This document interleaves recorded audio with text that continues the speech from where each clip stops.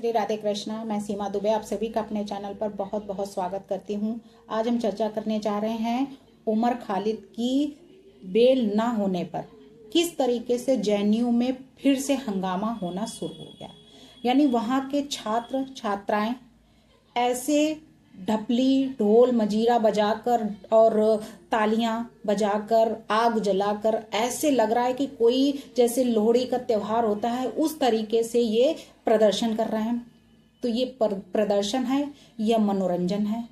तो वहीं पे जेएनयू में जो पीएम मोदी और अमित शाह को लेकर जो भड़काऊ भाषण दिया गया है उनके खिलाफ कथित नारेबाजी जो की गई है विश्वविद्यालय में, वहीं विश्वविद्यालय ने दिल्ली पुलिस को जब चिट्ठी लिखी वहां पे तब पता लगा कि हाँ कि वहां पे क्या प्रदर्शन हो रहा। जवाहरलाल नेहरू विश्वविद्यालय यानी जेएनयू फिर एक बार चर्चा का विषय बन चुका है। विश्वविद्यालय परिसर में एक समूह पर प्रधानमंत्री नरेंद्र मोदी जी और केंद्रीय गृह मंत्री अमित शाह के खिलाफ विवादास्पद जो नारेबाजी की गई है उनका आरोप लगाया गया है। वहीं सुप्रीम कोर्ट ने जो अभी सोमवार को जब उमर खालिद और सरजील इमाम के जमानत जो थी उस पर याचिका को खारिज कर दिया, उससे उनका गुस्सा और तेज हो गया। उनका कहना है कि जो 2020 में जो उत्तर पूर्वी दिल्ली में जो ये दंगा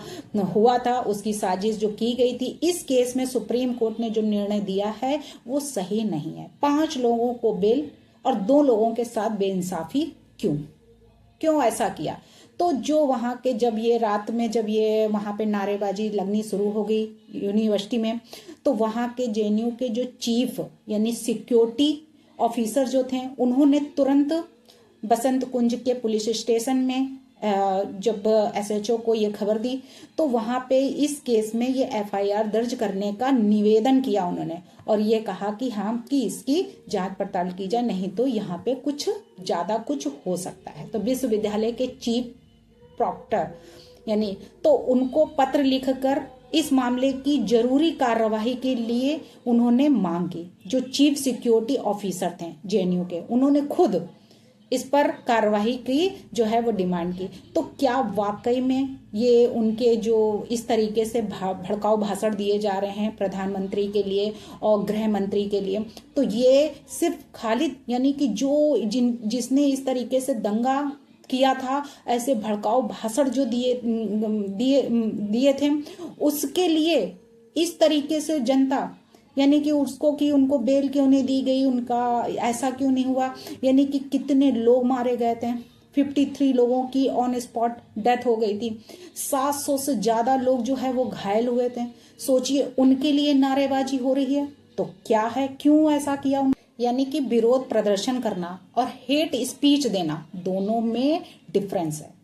यानी विरोध प्रदर्शन आप कर रहे हैं, आए दिन लोग करते रहते हैं प्रदर्शन, लेकिन किसी के खिलाफ इस तरीके से हेट स्पीच देना वो भी प्रधानमंत्री के लिए, तो ये कहाँ का है? उसके बाद आप कह रहे हैं कि हम तो हर साल जो है ये 5 जनवरी को ये जो 2020 वाला जो ये दंगा का जो हुआ था जिसमें खालिद को ले गया था कोर्ट में जेल में बंद किया गया था, इस वजह से हम हर 5 जनवरी को ये करते हैं प्रदर्शन।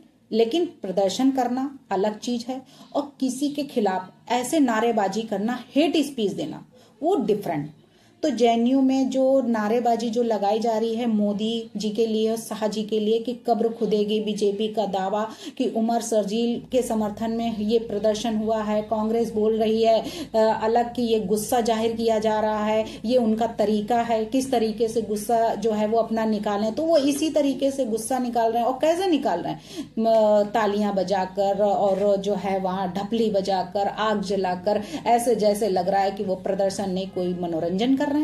तो दिल्ली की जो जेएनयू में जो यूनिवर्सिटी है उसमें जो पीएम मोदी और शाह के खिलाफ जो ये विवादित जो नारेबाजी की गई है उसमें नारेबाजी का 35 मिनट्स का जो सेकंड का वीडियो है वो भी वायरल हो रहा है कि कैसे वहां पे लोग कैसे प्रदर्शन कर रहे हैं।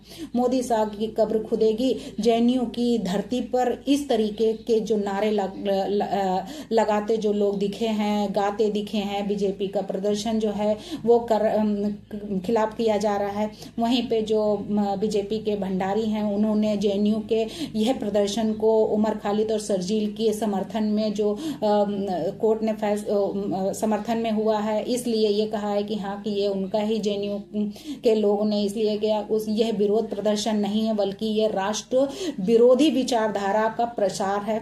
वहीं कांग्रेस ने यह कहा कि वो अपना गुस्सा जो है वो जाहिर कर रहे हैं। उनका ये तरीका तो 2020 में जो ये दिल्ली में दंगे की साजिश में जो सुप्रीम कोर्ट ने उमर खालिद और शर्जील इमाम को जमानत देने से इनकार कर दिया है, उसकी वजह से ये स्टूडेंट जो है जेएनयू के वो वहीं के जो अध्यक्ष हैं उन्होंने कहा ये तो हर साल यहाँ पे होता है, हर 5 जनवरी को जो है 2020 वाला जो 5 जनवरी 2020 को ये हुआ था, उसकी वजह से कैंपस में ये जो हिंसा के लिए उनको ले जाया गया था, उसी के विरोध में ये हम प्रदर्शन करते हैं, उसकी निंदा करने के लिए। और वहीं पे जो और लोग हैं वो अलग अलग अपने अपने कर रहे हैं कि हम तो ये अपना इस तरीके से करते हैं। तो वहीं पे जो हॉस्टल के बाहर नारेबाजी जो लग रही थी उसमें एफआईआर दर्ज की जो मांग की गई, वहीं के जो सिक्योरिटी थे उन्होंने ही ऐसा कहा।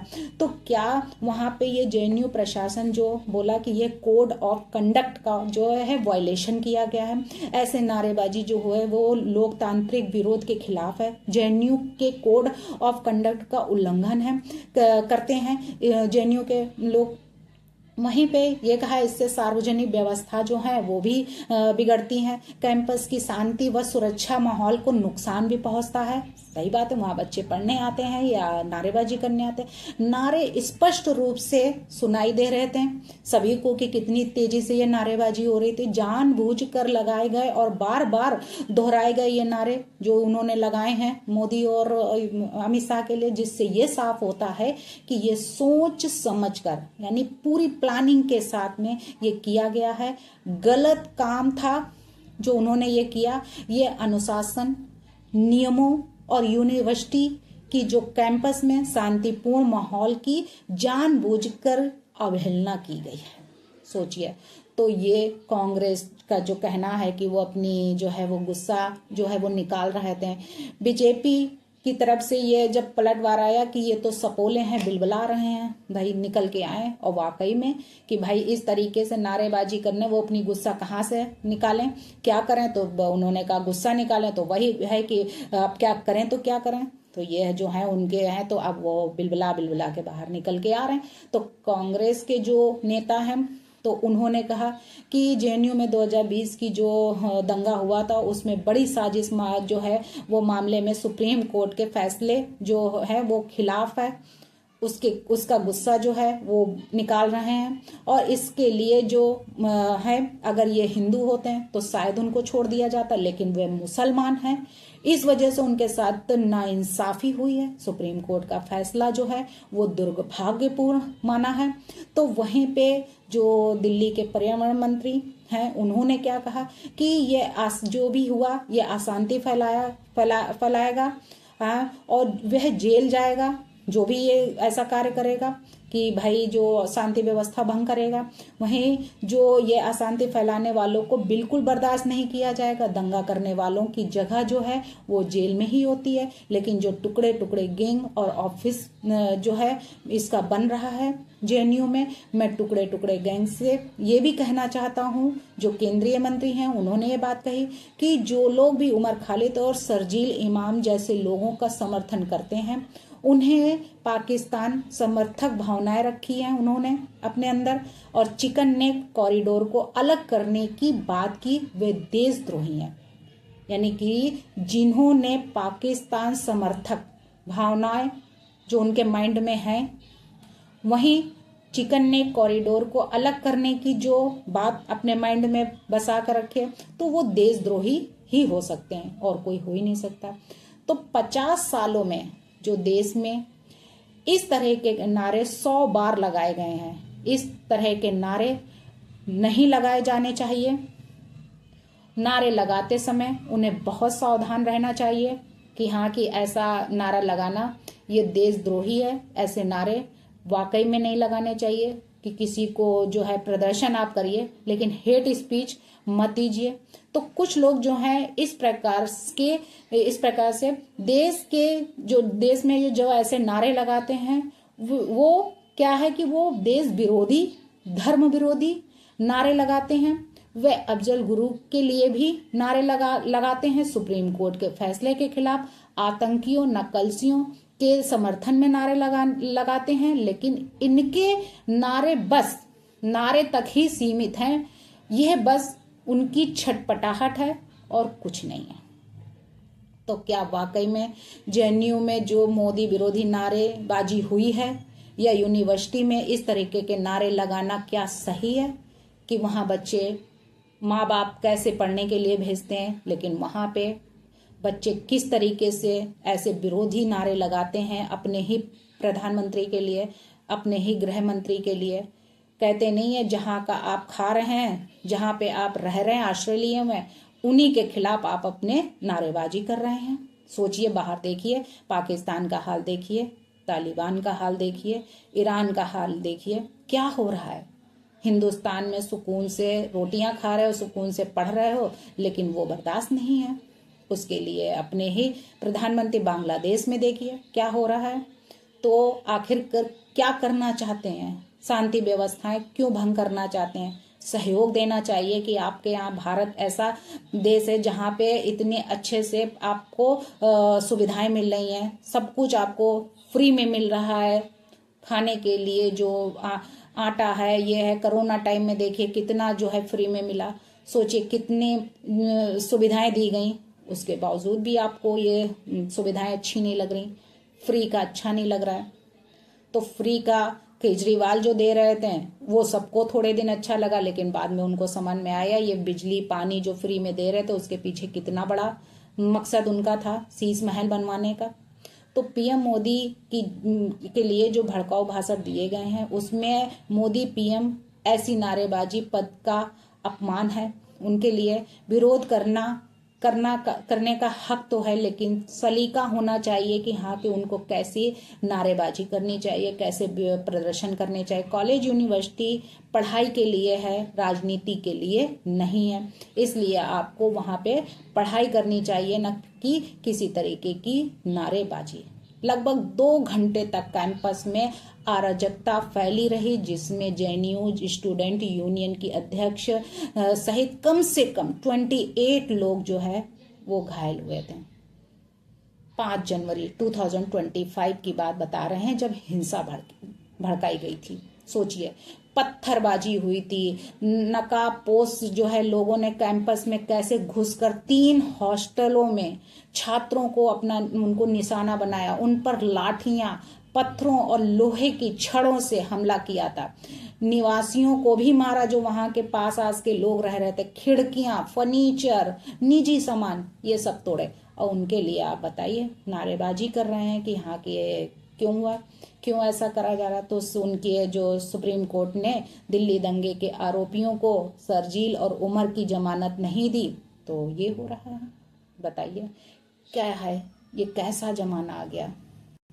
तो गैर कानूनी गतिविधि अधिनियम यानी रोकथाम अधिनियम यूएपीए के तहत 2020 का जो दंगा हुआ था उसमें जमानत देने से जब कोर्ट ने इनकार कर दिया, तो सुप्रीम कोर्ट तक 6 बार याचिकाएं लगा चुका है निचली अदालत में उमर के लिए। वहीं पे 2020 के जो हिंसा भड़की थी उसमें 53 लोग मारे गए थे, 250 लोग घायल होते, 750 लोगों से ज्यादा लोगों पर एफआईआर दर्ज की गई थी। सोचिए, तो क्या जो ये जेएनयू में मोदी जी और अमित शाह के लिए जो ये नारेबाजी हुई है, तो क्या वाकई में ये टुकड़े टुकड़े गैंग का एक ऑफिस बन गया है, ऐसा कहा जा रहा है।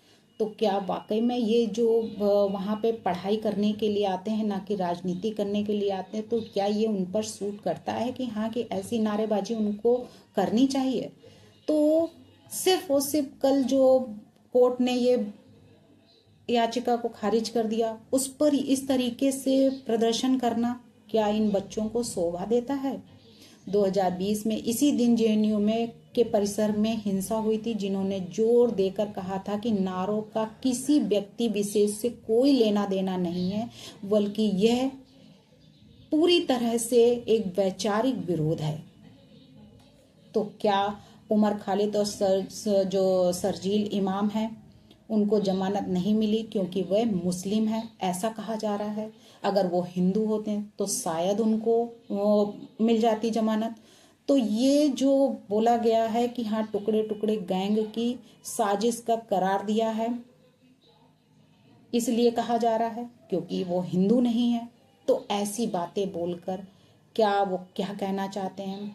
तो कहीं ऐसा तो नहीं है, जेएनयू तक की ही सीमित रहना चाहिए था उनको, ना कि बाहर ये प्रदर्शन करना चाहिए। कुछ ऐसे लोगों की हताशा और छिटपटाहट है जो ये दर्शाता है कि हाँ कि उनके अंदर कितना गुस्सा है, जो इस तरीके से प्रदर्शन कर लें।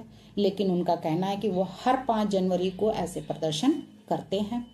तो सोचिए, इस देश में रहकर, यानी कि भारत में ही रहकर और भारत के ही खिलाफ नारेबाजी करना और उनके खिलाफ उल्टे सीधे नारेबाजी करना, आपत्तिजनक जो वर्डों का यूज़ करना, ये क्या यहाँ के लोगों को या यहाँ के स्टूडेंटों को क्या शोभा देता है?